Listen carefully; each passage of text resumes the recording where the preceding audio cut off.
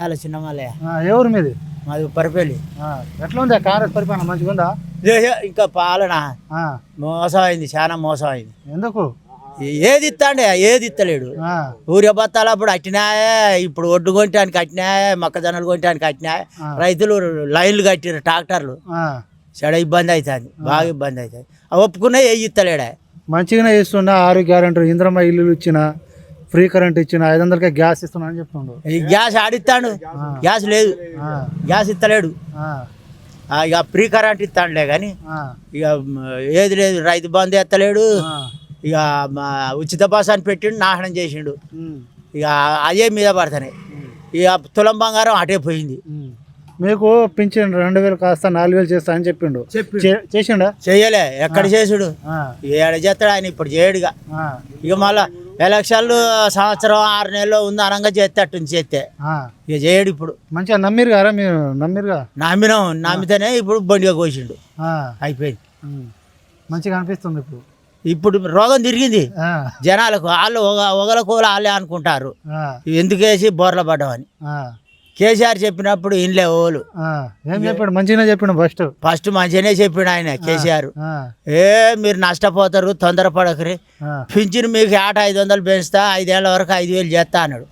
అది నమ్మకం. ఒకసారి 4000 అంటే ఇటు మొగ్గిర్రు. ఇప్పుడు కథం వేయలేవు. కేసీఆర్ ఉన్నప్పుడు మంచిగా ఉన్నారా మీరు? 10 ఏళ్ళు డోకలేదు. ఇన్ని పంటలు ఎందుకు పండుతానే? ఆయన ద్వారానే కాలువలు తెచ్చిండు, ప్రాజెక్టులు కట్టిండు, కలెక్టర్ ఆఫీసులు కట్టించిండు. కాళేశ్వరం కూలిపోయిందని చెప్తాను, మీరేమో నీళ్ళు వస్తున్నాయని చెప్తారు. ఎట్లా మరి? ఇల్లు కడితే గోడ బలితే బాగా చేసుకోవా? ఇక మన ఇల్లు కూలితే బాగా చేసుకోవా? గింత బాగా చేస్తే అని కూడా చేత కదా. దాన్ని అట్నే ఉంచుతాండే, ఏం లాభం చెప్పు. నేను ఏం చేసినా కూడా రేవంత్ రెడ్డి ఏమంటుంటాడు అంటే, నేను ఏమైనా చేద్దామంటే కేసీఆర్ ఎక్కడ పడితే అక్కడ అప్పులు చేసిండు అని చెప్తాడు. నిజంగా కేసీఆర్ అప్పు చేసిండా? ఆయన పనులు చేసి అప్పు చేసిండు. ఈయన ఏం చేయకుండా అప్పులు చేస్తాడుగా. ఈయన ఏం చేయకుండా అప్పులు చేస్తాడు. రేవంత్ రెడ్డి ఏమైనా పథకాలు పెట్టిండు, ఇది అమలు చేసిన ఏమైనా ఉన్నాయా చెప్పుకోవడానికి? ఏది లేదు,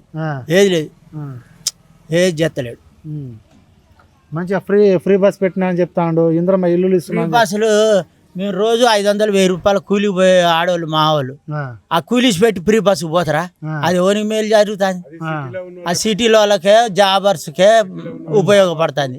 మా అటువంటి వాళ్ళకి ఏం ఉపయోగం, పేదవాళ్ళకి ఏం ఉపయోగం లేదు. అది మీ ఎమ్మెల్యే ఎవరు? ఇక్కడ స్థానిక ఎమ్మెల్యే ఎవరు? మురళి నాయక్. ఆయన పనితీరు ఎట్లా ఉంది? ఆయనది ఏడ నడుతుంది, ఆయనది ఏది నడతలేదు. ఆయనది ఏది నడతలేదు.